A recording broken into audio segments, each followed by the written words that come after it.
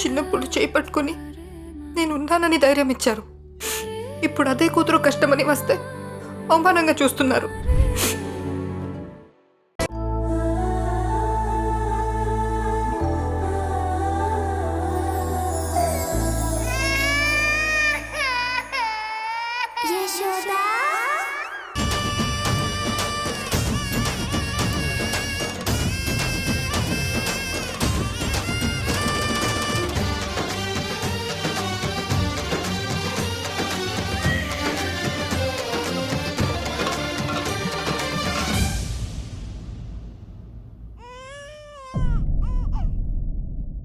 ఏమైంది నీరజ, ఎందుకు ఆగిపోయావు?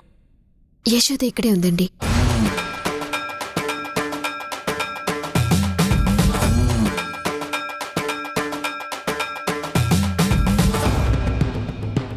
ఎక్కడుంది? నాకేం కనిపించట్లేదు.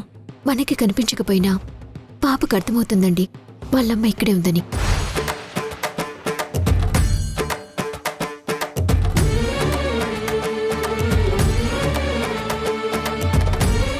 అందుకే పాప వెంటనే ఏడు పాపేసింది.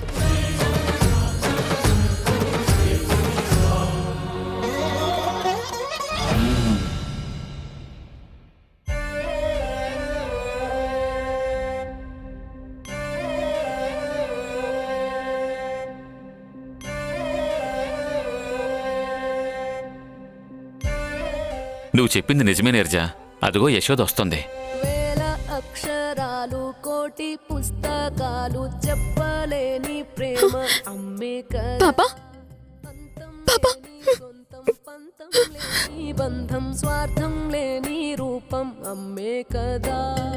ఎంత నిండుగా నీడనిచ్చిన ఎండ తప్పని చెట్టే అమ్మ, కంటి నిండుగా నీరే పొంగిన రెప్పముయని చూపే అమ్మ. తానో స్వర్గం తానో దుర్గం అని సాధ్యం తన మార్గం. వేల అక్షరాలు కోటి పుస్తకాలు చెప్పలేని ప్రేమ అమ్మే కదా. ఓం హోమనారాయణాయ నమః. పాప వచ్చింది అత్తయ్య. స్వామి, మీరు చెప్పింది నిజమే స్వామి. నా పాప వచ్చింది. నా పాప నా దగ్గరికి వచ్చింది స్వామి. హోమంలో కూర్చుని పాపతో కూడా హోమం జరిపించు తల్లి. అలాగే స్వామి.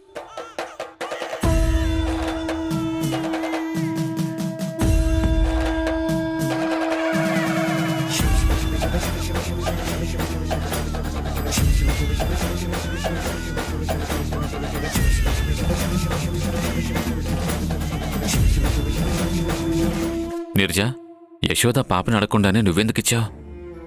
యశోదని అలా చూసిన తర్వాత, పాప గుడిలోకి రాగానే ఏడు పాపేసిన తర్వాత నాకు ఒకటే అర్థమైంది సంజయ్. నేను తల్లి ప్రేమని దొంగిలించి తల్లిగా మారాలని చూస్తున్నానని, అమ్మ అని పిలిపించుకోవాలని ప్రయత్నిస్తున్నానని అనిపిస్తోంది. నాకెందుకు మనం చేస్తున్నదంతా తప్పేమో అనిపిస్తోంది.